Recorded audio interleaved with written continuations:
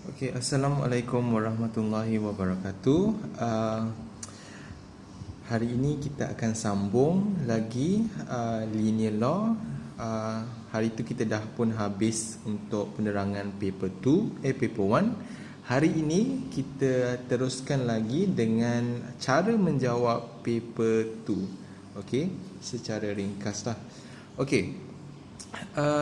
Apa yang anda lihat sekarang ni adalah soalan, okey, soalan paper 2 past year question, okey, clone dia.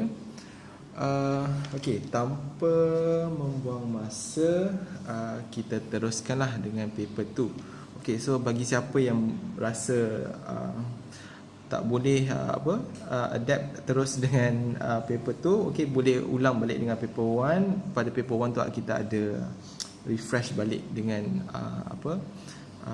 kita punya linear law dengan asas-asasnya. Okey. Okey. So, untuk paper 2 soalan yang pertama lah. Okey.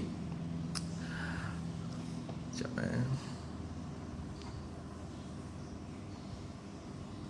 Okey, paper 2 soalan yang pertama. Okey. So biasanya macam ni lah. Soalannya dia akan pertama, okey, dia ada beri kita equation and then table. Okay, and then daripada based on the table, and then you have to construct a table for the values of log y, and then give your answer correct to two significant figures. Okay, alright. So macam mana kita nak dapatkan log y? Okay, senang saja.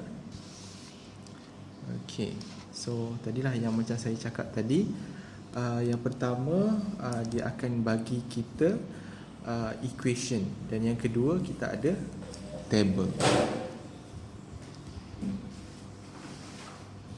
Okay, so based on the table given, kita boleh cari kita punya log y lah.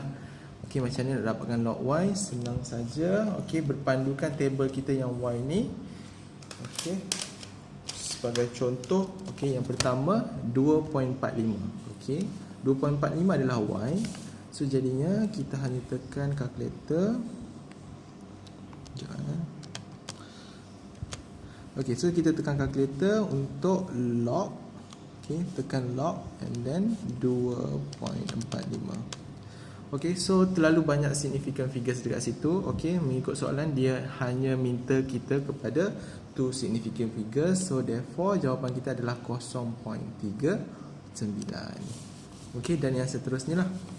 Okey, kita buat log 1.86 akan dapat 0.27. Log 1.38 akan dapat 0.14 dan seterusnya. Okey, itu adalah untuk yang soalan yang pertama. Okey, soalan yang pertama dah dapat. So ini table kita yang baru. Okey, soalan yang seterusnya. Okey, plot log y against x using a scale of 2 cm to 2 units on the x-axis and 2 cm to 0.1 unit on the log y-axis. Hence, draw the line of best fit. Okey, nanti saya terangkan macam mana nak best fit. Okey, kita keluarkan dulu info yang pertama. Info yang pertama adalah mengenai ayat ini. Okey, log y against x. So, yang pertama against yang kedua. Yang pertama against yang kedua. Saya kata yang pertama mesti kedudukannya pada vertical axis dan yang kedua pada horizontal axis. So kita boleh buat siap-siap. Okey, dia punya penerangan tadi 2 cm 2 unit, maksudnya 0.2468 macam tu. Okey, kalau 2 untuk vertical ni pula dia kata 2 cm 0.1 unit. So maksudnya 0, 0.1, 0.2, 0.3 dan seterusnya. Okey. So, daripada situ macam mana kita nak plot? Okey, macam biasalah. Okey, nak plot. Okey. Sebelum kita plot, kita kena pastikan dahulu table kita. Okey. So plot yang kita perlu adalah untuk this one dan this one. This one adalah horizontal dan this one adalah vertical. Okay, so kita hanya fokus kepada dua ini sahaja. Okay, kita tengok yang horizontal, adakah semua positif? Okay, kalau semua positif, so kita mula macam ni lah, positif je. Yang belakang ni kita tak payah nak risau.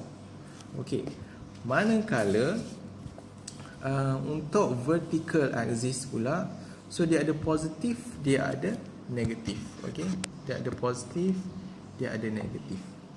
So bila ada positif, ada negatif macam ni, so kita kena bahagikan dia lah. Kita kena bahagikan dia negative side and also positive side.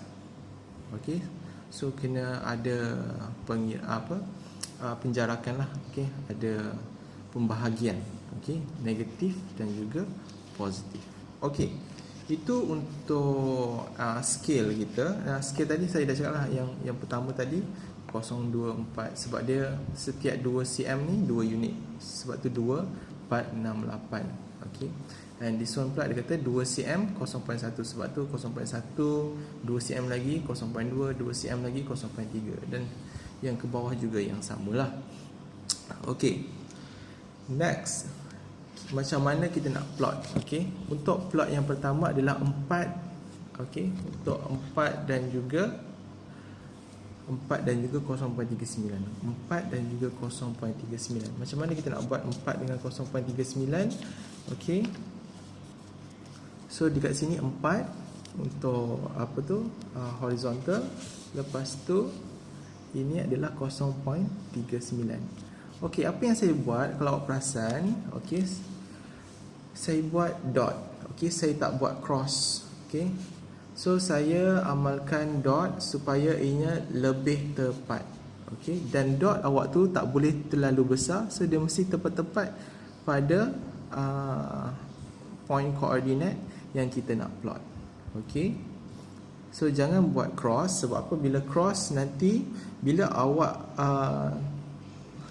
punya cross tu, titik tengah cross tu mesti tepat pada kita punya plot lah. Okay, titik tengah tu dekat sini kan titik tengah dia.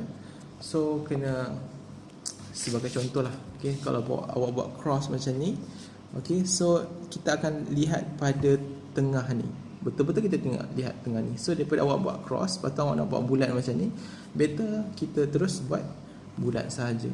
Okay, sebab kalau awak salah cross, salah silang, okay, dia akan membuatkan kehilangan markah lah.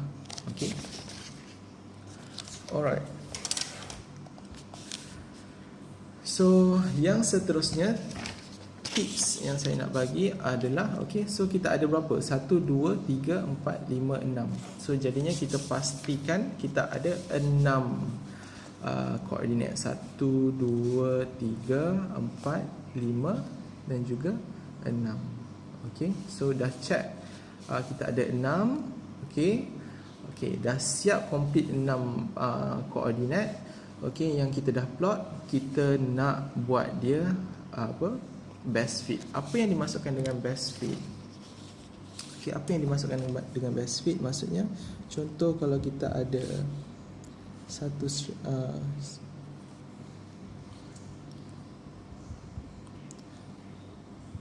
okay, so this one dikira best fit. Okay, this one dikira best fit.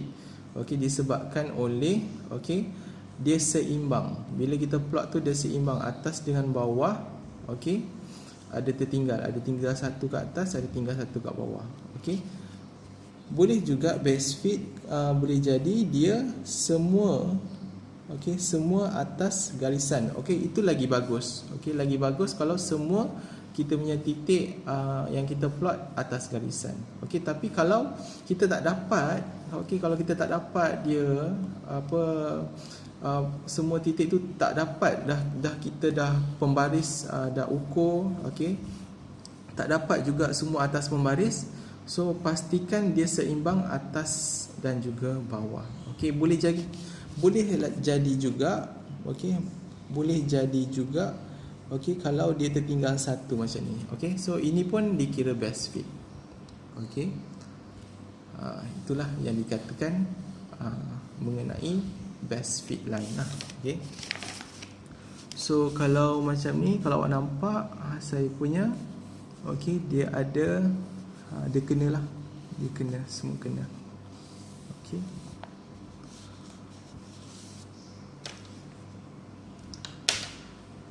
Alright. Okay. So itu dia macam mana awak nak plot dan juga best fit line. Okay, jangan lupa sorry, saya punya tips lagi satu adalah bukan sahaja, okay, bukan sahaja awak gariskan keenam-enam yang awak plot tadi, koordinat yang awak plot, tetapi awak wajib, okay, wajib menghabiskan garisan awak, okay, wajib menghabiskan garisan awak dan terus kepada vertical line, bukan horizontal line, tapi garisan tu kena habis melalui vertical line. Okay, so ini wajib kena buat. Okay, tak boleh stop sampai sini saja, kena habiskan, perlu jumpa vertical line. Okay, itu syaratnya. Alright. Seterusnya, use the graph in B, okay, to find the value of T and P. Alright. Soalan ini, okay. So untuk menjawab soalan tersebut, okay, soalan C, kita memerlukan linear form. Kita memerlukan linear form. Okay, apakah itu linear form? Linear form itu adalah y equals to mx plus c ni lah. Okay, ini linear form. Okay, mengikut graf yang dia berikan. Okay, mengikut graf yang dia berikan.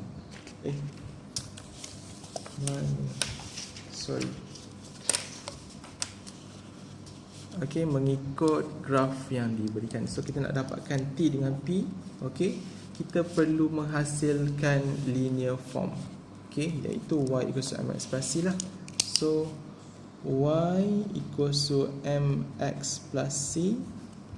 So macam biasa, this one adalah kita punya vertical and this one adalah kita punya horizontal. Okay, so ni vertical adalah log y dan juga this one horizontal adalah x. Okay, so ini syaratnya. Okay, so jadinya ini yang diberikan. Okay, ini equation yang diberikan. Adakah equation yang diberikan dalam bentuk linear form? Okay, of course tidak, sebab yang diberikan adalah y, tetapi yang di hadapan ni kita kata perlu log y. Okay, macam mana daripada y nak jadi log y? So kita kena letakkan log both side. Okay, log pada both side, kiri dan juga kanan. Okay, so kiri dah ada log, kanan pun ada log. Okay, seterusnya apa yang kita buat? Kita menggunakan law of logarithm. Okay, di mana bahagi menjadi tolak. Okay, atas tolak dengan bawah. Okay, log ni pecah kepada 2. Selepas itu kita gunakan law of power. Power law maksudnya ada power, ada log. Okay, power tu boleh bawa turun. Okay, lepas tu kita perlu selaraskan dia menjadi y equals to mx plus c. Okay, so kita dah tahu x ni kena duduk depan. Okay, x ni kena duduk di depan, bukan di belakang. So inilah, okay, macam tadi, y mx plus c. So therefore di sebelah x, okay, sebelah x adalah negatif log t. Sebelah x adalah negatif log t. Okay, so negatif log t ni adalah m sebelah dia. Dan selain daripada itu adalah log 2p ni, selain daripada itu adalah untuk c. Okay, so daripada situ kita dah dapat linear form. Okay, apabila kita dah dapatkan linear form, okay, kita boleh keluarkan, okay, untuk m dan juga untuk c. Untuk m dan juga untuk c. So kita tengok dulu untuk m. So m sama dengan negatif log t. M sama dengan negatif log t. Okey, macam mana nak kira gradient? Okey, gradient menggunakan formula this one lah. Okey, perlu ada dua koordinat. Okey, perlu ada dua koordinat. Tapi dua koordinat tersebut syaratnya adalah, okey, dua koordinat tersebut, okey, tolong catat, syaratnya adalah mesti berada di atas, mesti berada di atas garisan best fit. Okey, so awak tengok mana yang paling kena, mana yang paling kena dekat atas garisan tu, itulah dua koordinat yang awak boleh ambil sahaja. Okey, sahaja. So ini adalah antara dua yang best fit, yang berada di atas best fit. So ini dua. So daripada situlah saya masukkan dalam formula. So y2 tolak y1 bahagi dengan x2 tolak x1. Okey, dan m, apakah itu m? M tadi adalah negatif log t. M adalah negatif log t. Okey, so kita dah selesaikan di sebelah kanan. Tekan kalkulator, so akan dapat negatif 0.062. Okey, so negatif dan juga negatif kita boleh cancel, dan log ni pindah sebelah. Okey, log pindah sebelah jadi apa? Okey, awak tekan shift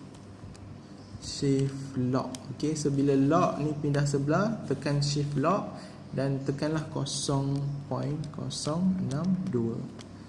Okey, awak akan dapat 1.153 dan seterusnya. So of course, okey, saya nak ingatkan dekat sini at least awak letaklah 4 significant figures. Okey, walaupun dia tak minta, so kita secara asasnya paling kurang kita letak 4 significant figures. Okey, untuk selamatkan kita. Nak letak lebih pun tak apa, jangan kurang. Okey, so itu untuk yang pertama yang kita lihat tadi. Okey, kita sekarang fokus pula kepada yang kedua, iaitu C sama dengan log 2P. C sama dengan log 2P. Apakah itu C? C adalah y-intercept. Mana dah dapatkan y-intercept? Okey, from the graph. Okey, from the graph. Okey, so from the graph tadi itulah. Okey, macam mana, sebab apa kita wajib kena teruskan lagi pembaris, so kena guna pembaris panjang.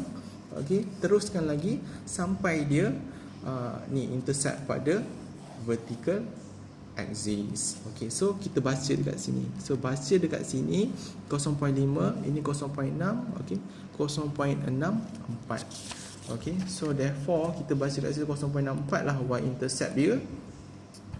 So substitute lah pada C. Okay, so therefore, and then log ni pindah sebelah macam biasalah tadi. Caranya tadi dah beritahu. So shift log pindah sebelah, 0.64 akan dapat 4.365 sama dengan 2P, dan 2 pindah sebelah jadi bagi 2, so dapatlah nilai bagi P. P sama dengan 2.183. Okay, so itulah dia secara keseluruhan tips macam mana nak menjawab paper 2. Okey. Okey. Kita teruskan lagi dengan soalan yang nombor 2. Okey, kita teruskan lagi dengan soalan nombor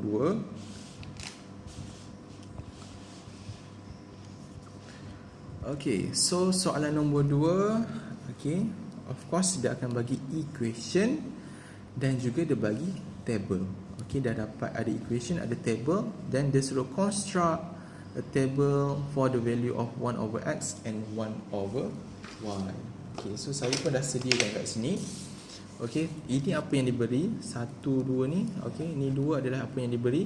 So ini soalan dia, 1 over x, kita nak construct table untuk 1 over x dengan 1 over y. Macam mana? So kita ada x, kita ada y. So contoh kita fokus dulu untuk x. Okey, untuk jadikan 1 over x. So kita ada 1.5. Okey, macam mana nak buat? So senang saja, 1 bahagi dengan apa tadi? 1.5. Okey, macam tu. So awak akan dapat 0.67. Okey. Pastikanlah, okey, jangan ambil banyak-banyak sebab kita nak plot. So kita ambil 2 decimal places sahaja kat sini, 0.67. Okey. Dan seterusnya lah. Okey, 1 bahagi 2 0.5, 1 bahagi 3 0.33, 1 bahagi 4 0.25 dan seterusnya. Ya, ini pun sama juga. 1 bahagi 2.72 0.37, 1 bahagi 0.83 adalah 1.20 dan seterusnya. Okey, so dah dapat dah. Okey, ini senang saja, mudah, cuma jangan tersalah tekan kalkulator lah. Okey. Yang seterusnya, kita dah construct table, and then B, tadi saya ni tolong 2 decimal places. Okay, walaupun dia tak cakap kat sini berapa significant figures ataupun decimal places, so tolong 2 decimal places sahaja untuk construct table, untuk kita gunakan untuk plotting nanti. Okay. Alright. So seterusnya kita nak plot, okay, 1 over y against 1 over x, dan juga kita ada scale yang diberikan. Okay, and then of course lah kita kena draw the line of best fit. Okay, so macam biasa, yang pertama, yang kedua. Yang pertama, kedudukan dia mesti pada vertical axis. Yang kedua, kedudukan dia mesti pada horizontal axis. Dan juga ini dia punya scale 2 cm 0.1, maksudnya 0.1, 0.2, 0.3, setiap 2 cm tu penambahannya adalah 0.1. Dan ini pun samalah 0.5, 1.0, 1.5, 2.0, 2.5, 3.0 dan seterusnya. Okey, setiap 2 cm. Okey. Dan kita nak plot lah. Kita nak plot graph. So sebelum nak plot graph, okey, tadi saya ingatkan kita tengok dulu kita punya table. Okey, table kita adalah semua positif. Okey, so tak ada masalah lah. Okey, kita tak payah lebihkan di bahagian kiri dan di bahagian bawah, tak perlu. Okey, so kita boleh direct terus kiri, kanan dan juga atas ni lah. Okey, so macam biasa 0.1, 0.2 setiap ni tadi mengikut scale. Okey, yang ini pun mengikut scale 0.5, 1.0, 1.5. Okey, ada markah untuk scale yang betul Okey. Lepas tu macam biasalah kita tengok satu persatu untuk kita nak plot. Okey, 0.67 dengan 0.37. Okey, so ada berapa? 1 2 3 4 5 6. Okey, ada 6. So pastikanlah awak ada 6. 1 2 3, ni salah 1 2 3 4 5. Ada berapa ni? Saya dah tertinggal ni. 1 2 3 4 5. Saya pula dah tertinggal. Yang saya tertinggal adalah 0.67.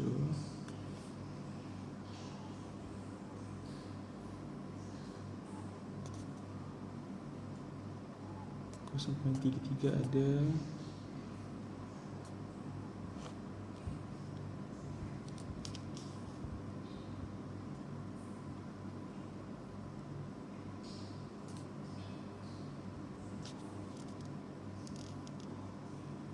.20. Okey, 0.20. Okey. 0.20 saya tertinggal. 0.20 2.63. 2.6 ini 6 7 8 9. Okey, 6. Okey, betul lah. So dekat sini 0.6.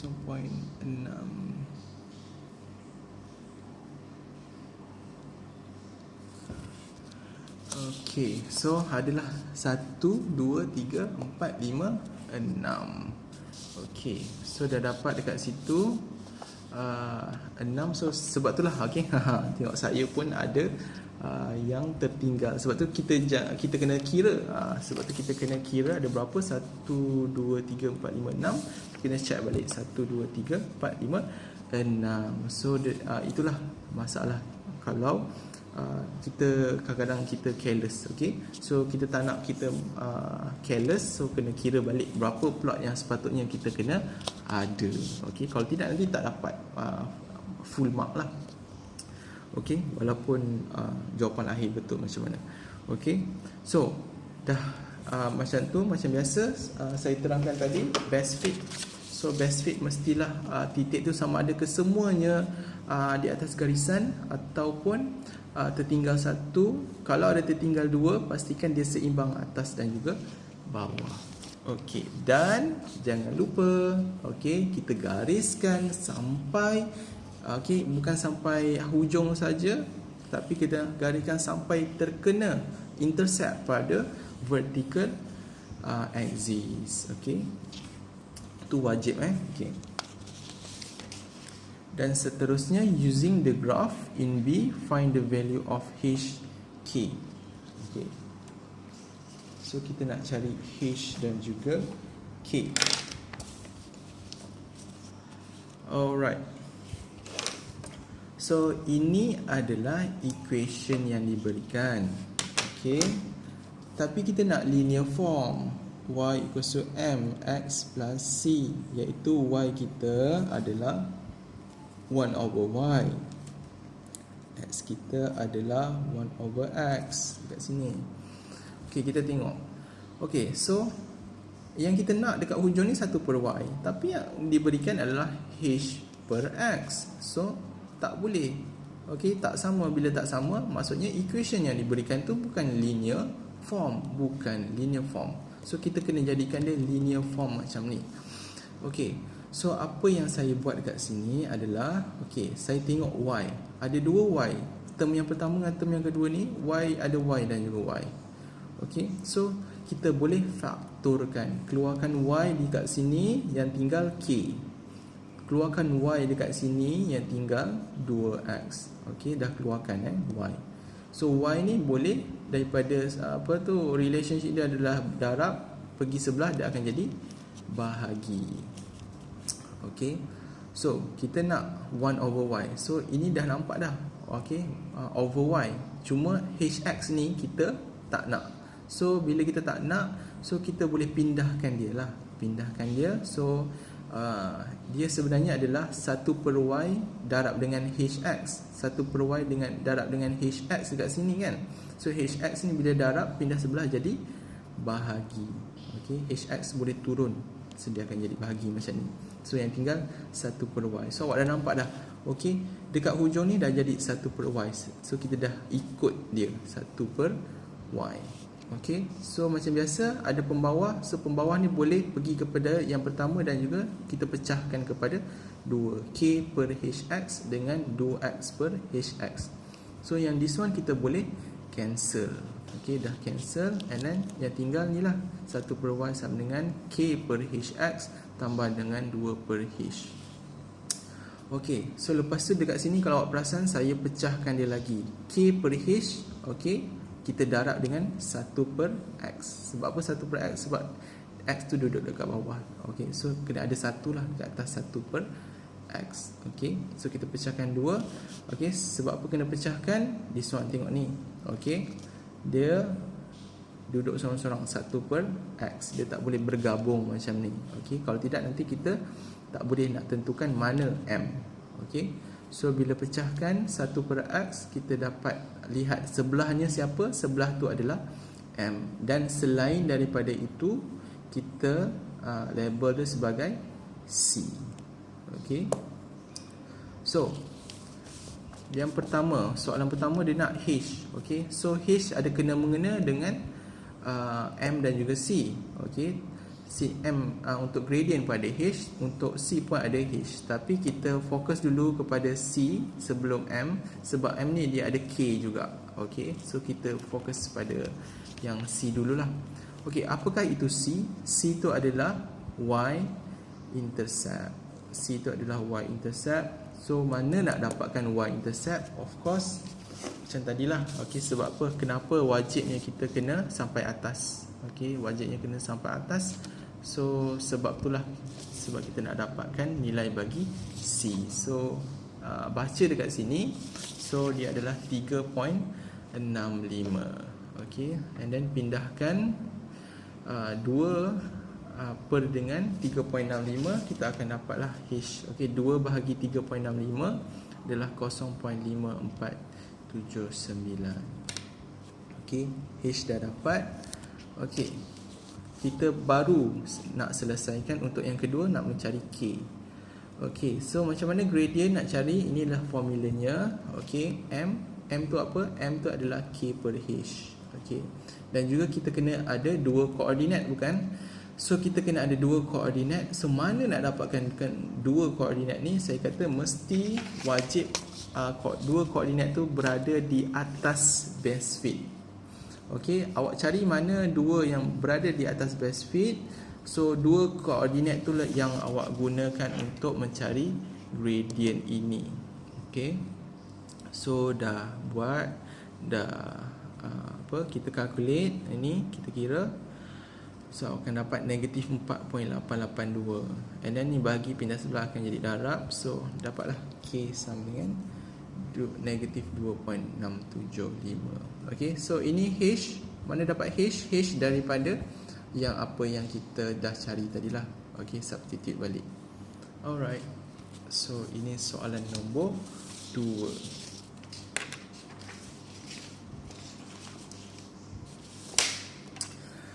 Okay, soalan nombor 3 dan juga 4. Okay, saya nak awak ni lah. Okay, saya kalau boleh nak awak cuba dulu sendiri. Okay, dan boleh lihat ini sebagai panduan je lah. Okay, so dengan panduan yang saya dah ajar tadi untuk soalan nombor 1 dengan 2, saya harap awak boleh continue untuk soalan nombor 3 dengan 4. Okay, so ini dia punya jalan kerja. Okay, tapi jangan tengok dululah kod. Nanti dah awak buat dulu baru awak lihat. Boleh pause kan. Okay, mana jalan kerja. Okay, ini grafnya. Okay,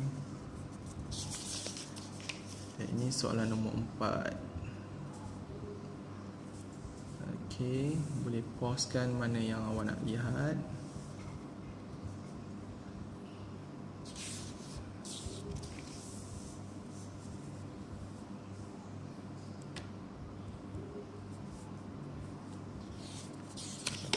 Dan ini adalah dia punya graph.